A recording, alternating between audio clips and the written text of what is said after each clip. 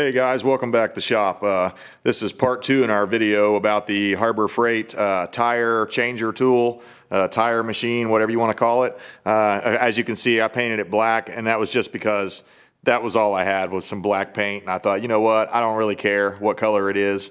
And to me, it looks a little better red and black than just all commie reds. So far, our modifications are holding up well, and I wanted to run through this and show you guys how it operates. So first thing you're going to need to do before you try to break the bead is remove the valve core or the valve stem so that the tire can bleed out. So let's do that.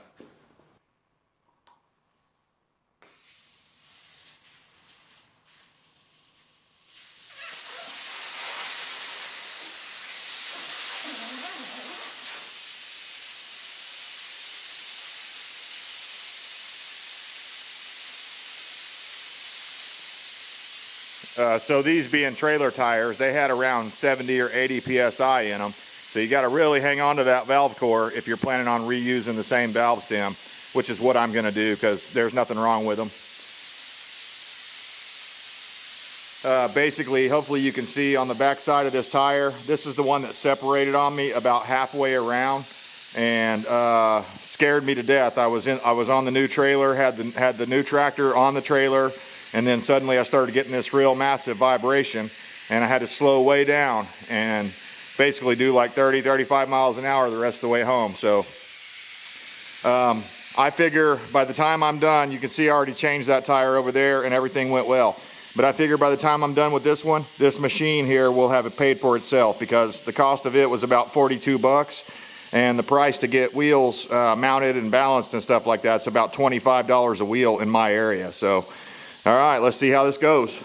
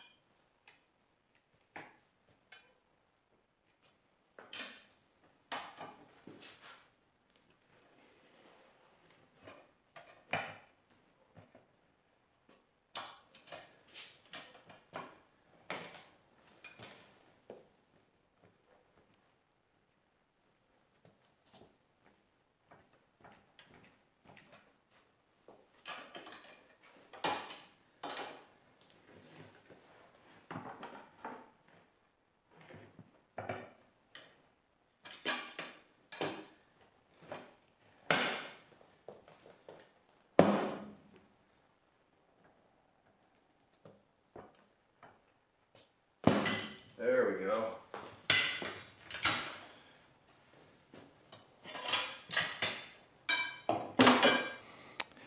All right, guys, that wasn't too bad. Our beefed up bead breaker is holding up well. And as you can see on the back one, it was a little harder. So what I've been doing is just doing a little bit at a time and rotating it around and not trying to get it all in the first try. If you try to do that, you're going to end up bending something. All right, you can see here, I've got it eyeballed pretty much to the center of the tool. I've got the wheel centered, so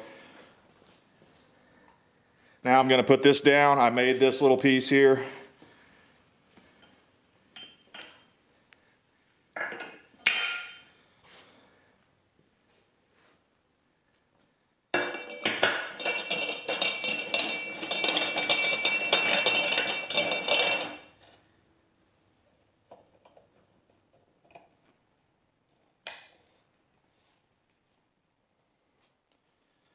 Kind of snugging it up by hand, and then I'm going to take the bar and tighten it up at the top.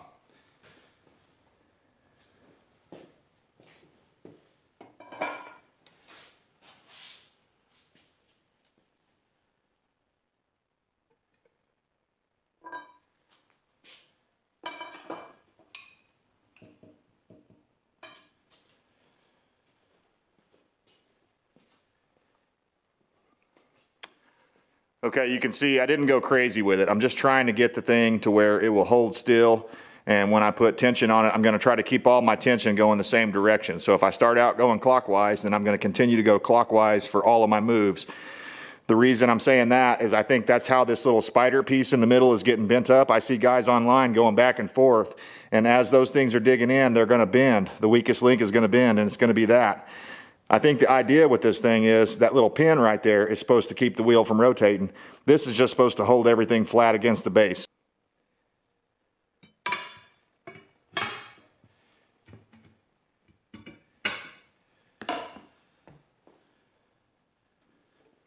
Hopefully you notice that I'm pushing down on this back side so that the back edge of the bead is down in that well in there.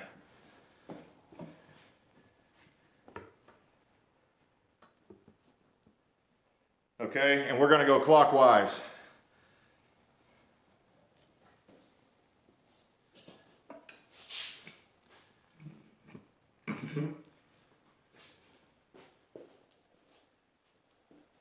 Almost forgot, it helps to throw a little lube on here.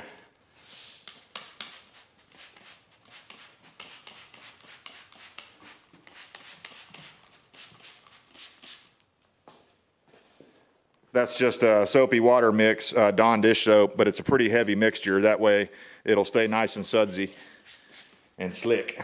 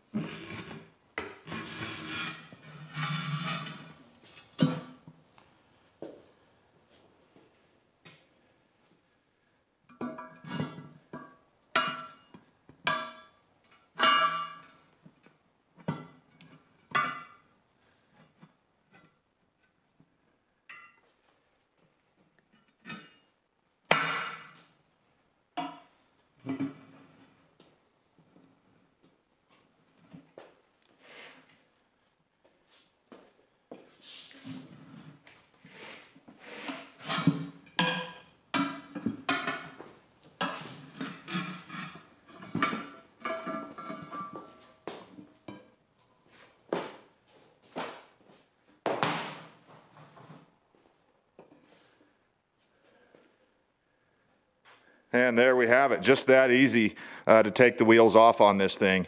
Everything's working great on this. The one thing I noticed when I put it on the first time, the first wheel I did, I couldn't use the big tool to put the tire back on.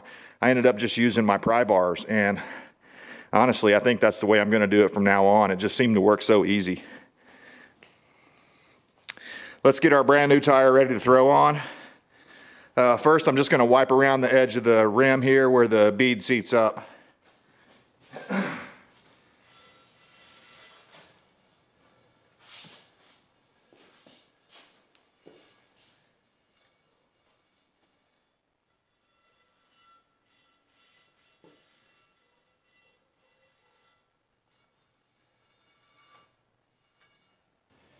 right, so we're going to grab the new tire, get it soaped up, and we're going to be paying attention. There's a yellow dot on there, and we want to line that yellow dot up with the valve stem.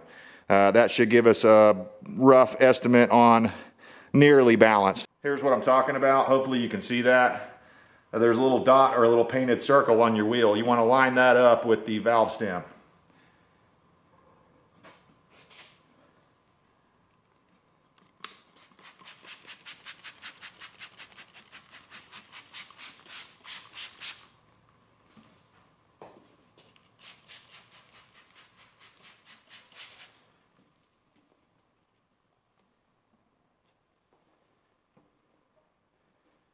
So I'm pushing the tire on, the inside bead. I'm pushing it on as far as I can. And sometimes you might get lucky and the thing might just slip on, like if it's a passenger car tire or something like that. But these are E-rated trailer tires, so they're pretty stiff. So what I've been doing at this point, instead of trying to use this end here, which I couldn't figure out how to make the thing work, and with where it would stay in there and push the tire in.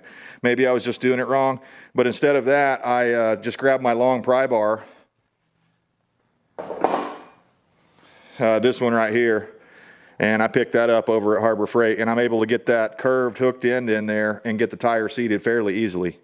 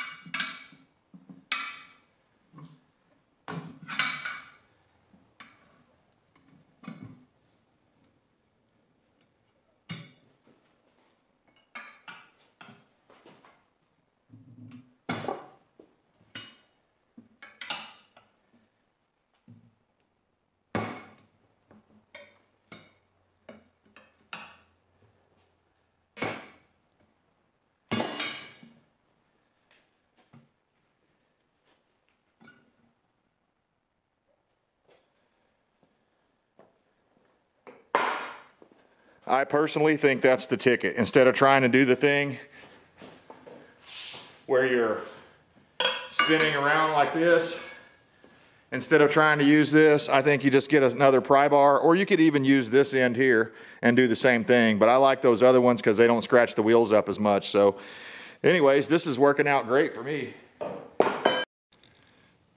So as you may know, there's about 3 or 4 ways to seat a bead on a tire. And the 3 of them that I know of is, one, you hold the tire up, which is the one I'm going to try to do. You just pull the tire up and then shoot it with air as much as you can get in there at once, and then it will pop on slowly. Another way is you could take a ratchet strap and put it around the circumference of the wheel and tighten that up, and that will kind of force the sidewalls up, and then that can help you seat the tire. The other way, if you don't have either of those things, is if you have a little starting fluid, you can spray that inside the tire. Not the rim, the actual tire. You want to try to get it in the tire, and then you throw a match at it, and when that match hits, it will explode inside of there onto the bead. It's an old farmer trick. Now, if you're worried about that and you're a little nervous about it, I don't blame you. So I would proceed with caution if you're doing that sort of thing. But those are the 3 different ways I know, and we're going to try to get this thing seated up right quick. So we're going to push down on it first, and then we're going to pull up on the outer, just the outer wall here, and try to use I'll have to put my legs on that side, and I'll have to kind of try to use my hands. And it's really about a 3 or 4 hand operation, but I'm going to get it done.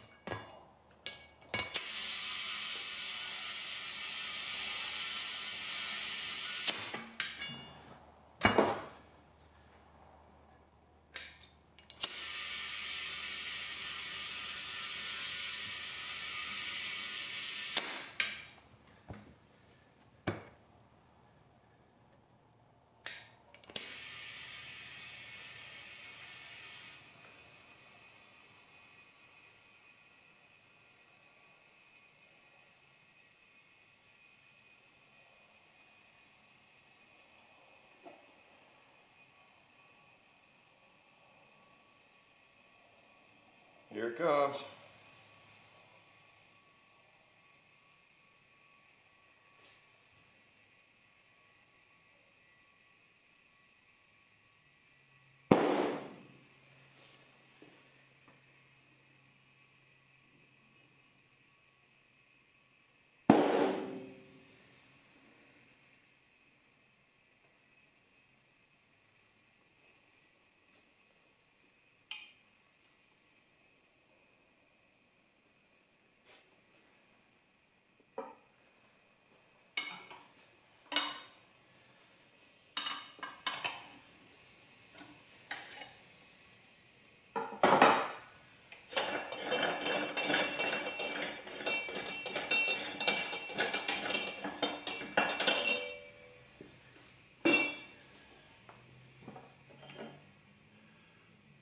Still straight.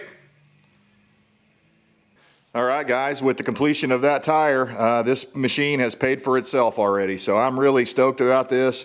I've still got 3 more tires to go for my trailer. So I was doing all 4 tires that were on the ground plus a spare.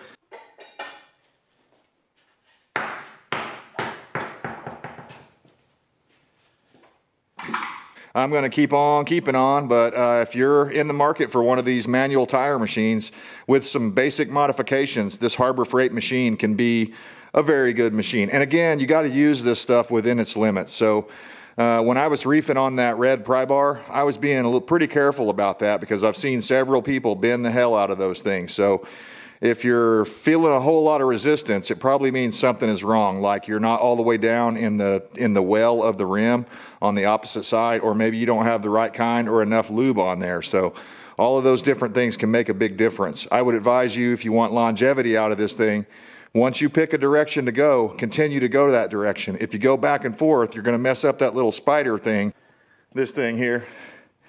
If you go back and forth, if you go from clockwise to counterclockwise, you're going to end up bending these things up. And so far mine looks perfect, looks just the same as it did when I first started. So I think my foam modification and the drawer liner that I put in here on this, and I'm sandwiching around the wheel, I think that's helped. It didn't scratch my wheels up, it didn't bend these things. So I'm a happy camper, guys.